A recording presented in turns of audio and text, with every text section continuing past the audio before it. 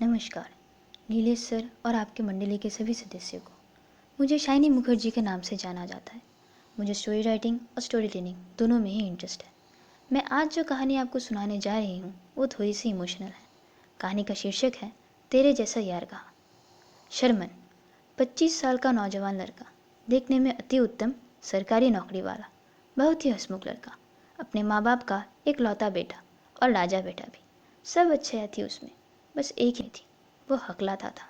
बोलने में रुकावटें आती थी। कभी अगर टेंशन या नर्वसनेस में आ जाए तो जैसे चुप सा हो जाता। शर्मन का एक बचपन का दोस्त था। दोस्त कहो तो शायद कम ही होगा, क्योंकि राजन तो भाई से भी बढ़कर था। राजन जहाँ भी जाता हमेशा शर्मन को लेकर जाता, कभी भी उसे अकेला नहीं छोड़ता था। इन दोनों की दोस्ती को देख तो लोग कहते थे कि जैसे जय और वीरू की दोस्ती है। दोनों एक ही साथ ऑफिस में काम करते थे, लेकिन शर्मन का पोस्ट राजन से बड़ा था। राजन ऑफिस में तो सर और ऑफिस के बाहर शर्मन को शम्मू कहकर पुकारता था। राजन का इस दुनिया में शर्मन को छोड़कर और कोई नहीं था, इसलिए शर्मन के मम्मी पापा भी राजन को अपनी बेटी की तरह ही मानते थे। राजन और शर्मन में इतनी गहरी दोस्ती थी कि अगर दोनों दूर भी रहे और एक को चोट आए तो दूसरा दूर से ही समझ लेता था। एक दिन ऑफिस में शर्मन एक कॉलीग के साथ उलझ पड़ा और जोर से कहने लगा कि तो समझ क्या है आप अपने आपको, हाँ बोल तो ज़रा। तो उस कॉलीग ने कहा, अरे ढैचू, पहले ठीक से बोलना तो सीखने। और ये सुनते ही वहाँ मौजूद सारे लोग हंसने लगे। तभी राजन आया और उसने उस कॉलीग से बोला, इसको कहने से पहले तू अपने आप को तो संभाल ले, कुछ ज़्यादा नहीं बोल रहा। राजन ने जिम करके अपने बॉडी को इतना मजबूत बना चुका था कि लोग उसे पंगा लेने से डरते थे। वो कॉलीग भी दबे पाव अपने काम में लग गया। सब कुछ ठीक था। दोनों की दोस्ती इतनी गहरी थी कि कोई उन दोनों को अलग नहीं कर पाता। लेकिन एक अड़चन बार बार आ जाती। जब भी कोई लड़की शर्मन से कुछ पूछने को आती या फिर कुछ कहने को आती, शर्मन जैसे डर सा जाता और कुछ बोल ना पाता। और उस वजह से वो लड़की राजन के पास चली जाती। राजन लड़की की मदद तो कर देता, लेकिन वो मन ही मन समझता कि शर्मन को ये बात चुभती थी। शर्मन को इस बात से बहुत ठेस पहुंचती थी, लेकिन राजन चाह कर भी शर्मन की इस बार कोई मदद नहीं कर पाता। इसी बीच एक दिन दो दोस्त चाय की टपरी पर बैठे थे कि अचानक एक लड़की आई और आकर ही वो राजन से एड्रेस पूछने लगी। राजन बताने ही लगा था एड्रेस कि शर्मन आ गया बीच में, और शर्मन आकर कहने लगा, आपकी कैसी मदद करूं? लड़की ने शर्मन की तरफ देखा नहीं और राजन से ही एड्रेस बोलने को कहा। राजन ने एड्रेस बोल दिया और वो लड़की चली गई। लेकिन इस बार शर्मन को ये बात कुछ हजम सी नहीं हुई थी। उसे बुरा जो लग चुका था इस बात का। शर्मन ने राजन को डांट कर बोल ही दिया, तो हमें हमेशा ऐसा क्यों करता है रे? तुझे क्या लगता है मैं बोल नहीं पाता तो समझ भी नहीं पाता होगा? मेरा दिमाग ठीक है, समझ ले तू। राजन कुछ बोलता उससे पहले ही शर्मन ऑफिस के अंदर चला गया। राजन को इस बार दुख पहुंचा था। वो चाहता था तो शर्मन के पीछे जा भी सकता था, उसे समझा भी सकता था, पर उसने ऐसा किया नहीं।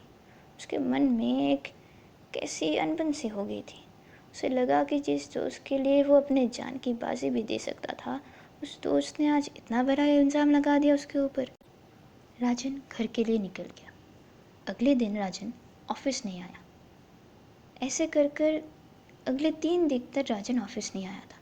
पहले तो शर्मन ने हल्के में लिया, फिर उसे भी लगने लगा कि जो राजन हमेशा ऑफिस आता था वो राजन ऑफिस क्यों नहीं आ रहा और अपने घर पे भी नहीं था। तो शर्मन को टेंशन होने लगा। हार मानकर आखिरकार शर्मन ने पुलिस में गुमशुदगी की रिपोर्ट ही दर्ज करवा दी। पुलिस ने पता लगाया तो पता चला कि राजन 3 दिन से हॉस्पिटल में था। डॉक्टरों से पूछा तो डॉक्टर्स ने बताया कि राजन को 3 दिन पहले एक ऑटो ने टक्कर मार दी थी। इसके घर से भी कोई नहीं आया था, इसलिए डॉक्टरों ने पुलिस को रिपोर्ट कर दी। ये सुनकर जैसे शर्मन आसमान से गिरा था। उसने डॉक्टरों से कहा कि चाहे जो कुछ भी हो जाए, बस वो राजन की जान बचा दे। राजन आईसीयू में था। डॉक्टर्स ने पूरी मेहनत की और शर्मन के परिवार वालों ने भगवान को प्रार्थना, और आखिरकार राजन खतरे से बाहर था। बेहोश राजन के सामने जाकर शर्मन बहुत रोया और बहुत माफ़ी भी मांगी। राजन को जिस दिन होश आया उस दिन सब लोग बहुत खुश थे, लेकिन शर्मन का वो अपना सर जैसे कुछ भारी भारी सा लग रहा था। उसने किसी को कुछ नहीं बताया। शर्मन का तबीयत ठीक नहीं जा रहा था, वो धीरे धीरे बीमार पड़ने लगा था। राजन को डॉक्टरों ने 1 हफ्ते का बेड रेस्ट लेने को कहा और 1 हफ्ते से पहले बेड से उठने के लिए सख्त मना कर दिया। लेकिन शर्मन की हालात ख़राब होने लगी। एक दिन अचानक शर्मन सर चकराकर नीचे गिर पड़ा। उसके घर वालों ने जल्दी से जल्दी उसे हॉस्पिटल में एडमिट करवा दिया। और कोइंसिडेंस तो देखिए, राजन और शर्मन दोनों ही एक ही हॉस्पिटल पे एडमिट हो गए। डॉक्टर्स ने देर तक एग्जामाइन की, रिपोर्ट्स निकाले, बहुत कुछ किया, और फिर पता चला कि शर्मन ने बहुत स्ट्रेस और डिप्रेशन के कारण से शर्मन के ब्रेन सेल्स धीरे धीरे डैमेज होने लगे थे। बचने के चांसेस बहुत ही कम थे। शर्मन शायद मुश्किल से 1 हफ्ते ही जी पाता, क्योंकि ब्रेन सेल्स बहुत ही जल्दी डैमेज होने लगे थे। शर्मन को इस बात का पता तो था पहले, लेकिन उसने कभी किसी को बताया नहीं। उसे लगता था कि ये बहुत ही माइनर सी बात है। उसे पता नहीं था कि ये बात इतना बड़ा हो जाएगा। डॉक्टर्स ने कह दिया कि ये आखिरी स्टेज है और शर्मन के पास भी बस 1 ही हफ्ते हैं। दोनों दोस्त के पास 1 हफ्ते थे। शर्मन उस 1 हफ्ते में शायद इस दुनिया में ना रहता, और राजन इस 1 हफ्ते बाद फिर से अपने पाँव पे खड़ा हो पाता। लेकिन इस 1 हफ्ते में बहुत बड़ा कुछ होने वाला था। राजन को होश आ गया। वो बार बार शर्मन के बारे में पूछता, लेकिन कोई कुछ नहीं बताता। सब बार बार उसके बात को टाल देते थे। इस बात का राजन को कुछ गड़बड़ सा लगा, लेकिन राजन कुछ कर नहीं पा रहा था, क्योंकि उसे वो तो पूरा बेड रेस्ट में। राजन को बेड रेस्ट कुछ ज़्यादा पसंद तो नहीं आ रहा था, लेकिन एक्सीडेंट के कारण वो चल भी ठीक से नहीं पा रहा था। उसको शर्मन के बारे में जल्द से जल्द जानना था, इसलिए एक दिन ज़िद कर कर नर्स से उसने पूछ ही लिया कि शर्मन को क्या हुआ है, शर्मन कहाँ पे है, क्यों नहीं आता, क्यों उससे नहीं मिलता। नर्स ने भी राजन को इतना बेचैन देख बोल ही दिया कि शर्मन के पास और ज़्यादा वक्त नहीं है। राजन ये सुनकर एकदम चुप सा हो गया। उसको समझ में नहीं आ रहा था वो अब क्या करे। जिस दोस्त को हमेशा वो संभाले रखता था, अपने जिगर के करीब रखता था, वो दोस्त आज मौत के सामने खड़ा था। शर्मन जब भी कुछ कह पाता वो एक ही चीज़ बार बार दोहराता और बार बार पूछता, राजन कैसा है, राजन कैसा है। शर्मन के हालात में कोई सुधार नहीं थी। शर्मन धीरे धीरे मौत के मुंह में घुसा जा रहा था। राजन के डिस्चार्ज होने से ठीक 3 दिन पहले रात को जब सब लोग सो रहे थे, राजन ने अपने सारे स्टिचेस और पाइप्स खोल दिए। उसको जैसे लग रहा था कि ये सब उसे बांध के रखे थे। उसे शर्मन के पास जाना था। वो शर्मन से मिलने के लिए बेकरार हो रहा था, बेताब हो रहा था वो, और ये सह नहीं पा रहा था कि वो ठीक हो रहा है और उसका दोस्त खराब से बदतर से खराब होते जा रहा है। राजन अपने आप को खींचते हुए, लड़खड़ाते हुए अपने कैबिन से बाहर निकला और पास ही में राजन शर्मन के कैबिन में जा घुसा। राजन जैसे ही शर्मन के कैबिन में घुसा और जाके शर्मन के पास बैठा, उसने पूछा, मेरे दोस्त कैसे हो। शर्मन राजन को देख खुश तो था, लेकिन वो कुछ कह नहीं पा रहा था। बस उसके मुंह से एक ही शब्द निकली, सॉरी यार, सॉरी। राजन ने शर्मन का हाथ पकड़ लिया और उसी हाथ के ऊपर अपना सर रख दिया। 1 घंटे बाद जब कैबिन में नर्स आई, तब उसने देखा कि दोनों में से कोई भी अब इस दुनिया में नहीं था।